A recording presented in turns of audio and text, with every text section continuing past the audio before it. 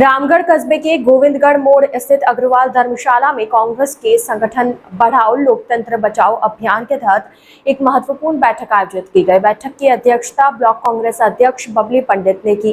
कार्यक्रम में कांग्रेस नेता एवं प्रत्याशी आर्यन जुबेर खान, प्रदेश कांग्रेस कमेटी सचिव प्रवीण व्यास, रामगढ़ विधानसभा प्रभारी पुष्पेंद्र धापाई, कांग्रेस ओबीसी मोर्चा अध्यक्ष ओम प्रकाश सहित बड़ी संख्या में पार्टी पदाधिकारी और कार्यकर्ता मौजूद रहे। बैठक में संगठन को मजबूत स्तर तक बनाने, कार्यकर्ताओं को सक्रिय भूमिका देने तथा कांग्रेस की नीतियों और विचारधारा को आम जन तक पहुंचाने पर विस्तार से चर्चा की गई।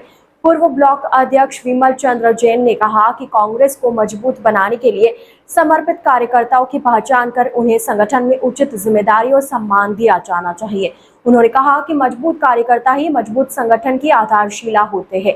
कांग्रेस नेता अमित भारद्वाज ने हाल ही में हुए उपचुनाव का जिक्र करते हुए कहा कि कांग्रेस ने चुनाव में मजबूत प्रदर्शन किया और पार्टी प्रत्याशी आर्यन जुबेर खान को जनता का अच्छा समर्थन मिला।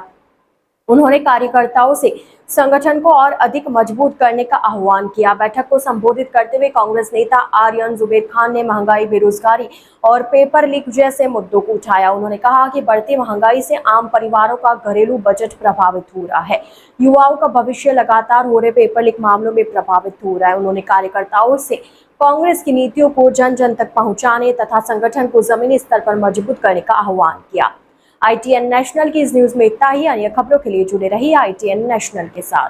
अग्रवाल धर्मशाला में मीटिंग हुई तो सभी कांग्रेस कार्यकर्ता, जिसमें हमारे प्रभारी प्रवीण व्यास जी थे, आर्यन जुबेर जी थे, हमारे सभी कांग्रेस के पदाधिकारी थे। उसमें एक ही मांग थी, अभी हम ज्ञापन देने आए हैं एसपी साहब को कि नीट का पेपर लीक हुआ है, कितने बच्चों को नुकसान हुआ है, कई लोगों ने सुसाइड कर लिया, आत्महत्या कर ली, और इसी तरह से आए दिन रेट बढ़ रही है डीजल की, पेट्रोल की, गैस की, उस सब के विरोध प्रदर्शन करने के लिए एसपी साहब को ज्ञापन दे रहे हैं। और आगे भी ये कार्यक्रम हमारे जो है इसके विरोध प्रदर्शन करते रहेंगे।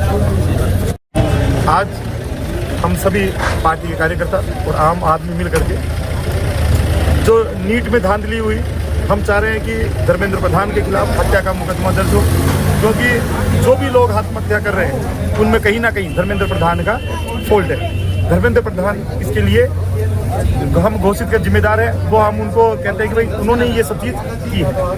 महंगाइयाँ बढ़ती जा रही हैं, जो अंतर्राष्ट्रीय संबंध थे हमारे देशों से वो जीरो हो चुके हैं।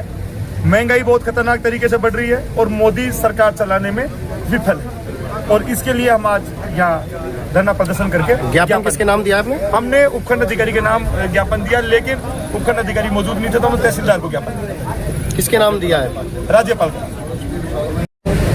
सर, आज आप पहुंचे हो, काफी कांग्रेस पार्टी के काफी लोग यहाँ पहुंचे हैं, तहसीलदार साहब और एसडीएम ऑफिसर साहब, क्यों और किस लिए आप?